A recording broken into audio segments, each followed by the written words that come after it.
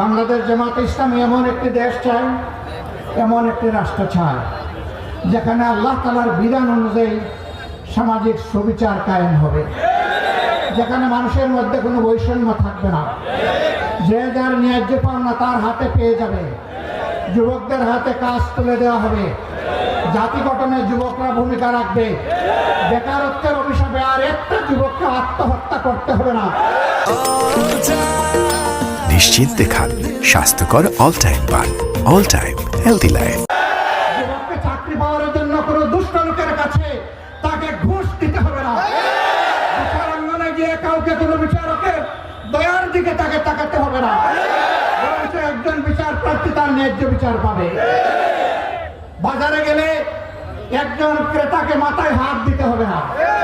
এমন একটা বৈষম্যহীন সমাজ আমরা করতে চাই, যে সমাজে ধনী এবং দরিদ্র সকলে সম্মানের সাথে বসবাস করবে। আমার মায়েরা থাকবেন মায়ের মর্যাদায়, সহদরা বোনের মর্যাদায়, ঔরসজাত মেয়ের মর্যাদায়। তাদের ইজ্জতের উপর হাত দেওয়ার দুঃসাহস কোনো দুষ্ট কোনো লম্পট দেখাবে।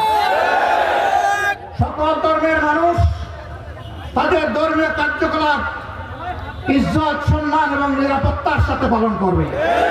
কাউকে পাহারা দেওয়ার প্রয়োজন হবে না। যদি মসজিদে পাহারা দেওয়া প্রয়োজন না হয়, তাইলে মন্দিরেও পাহারা দেওয়ার প্রয়োজন নেই। মন্দিরের লোকেরাও স্বস্তির সাথে তাদের ধর্মকর্ম তারা পালন করবে।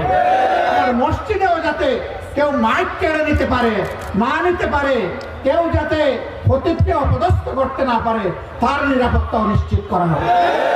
কোরআনের তাফসীর করতে গিয়ে কোনো মুফাসসিরকে লাঞ্ছিত আর করতে দেওয়া হবে না। এমন একটি দেশ আমরা করতে চাই। সেই দেশকে আপনারাও চান, আপনাদের সকলের সহযোগিতা চাই। আমরা প্রিয় দেশবাসীর সহযোগিতা চাই। ন্যায় এবং ইনসাফের ভিত্তিতে বৈষম্যহীন একটি মানবিক দেশ বাংলাদেশ জামাতে ইসলামী গড়ার স্বপ্ন দেখে